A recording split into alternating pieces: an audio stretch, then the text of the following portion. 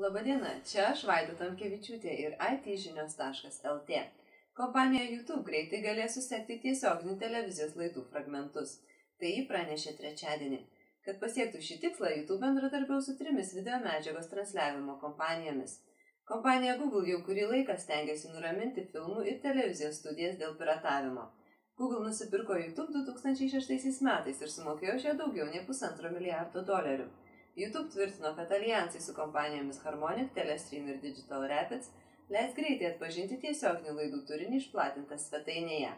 Daugybė žiniasklaidos kompanijų galės YouTube pateikti video medžiagos nuorodinius failus arba vadinamus pirštų antspaudus.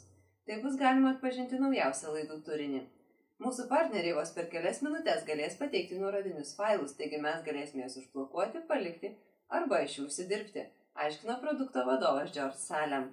Savo turinį atpažįstančius įrankius YouTube derina su Harmonic, Telestream ir Digital Rapids technologija. Šią technologiją naudoja dauguma pagrindinių studijų, tokių kaip Time Warner ir BBC. Filmuota medžiaga jos konvertuoja mobiliesiems telefonams, kabeliniams tinklams bei internetui. Integruodama šią technologiją su Content ID, YouTube galės beveik akimirksniu nufilmuotą medžiagą konvertuoti į nuorodinius failus, teigia George Salem. Content ID YouTube pristatė maždaug prieš 2 metus.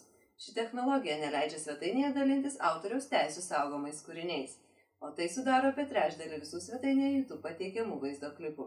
Mes džiaugiamės dėl to, ką mūsų Content ID partneriai dabar galės padaryti, sakė George Salem.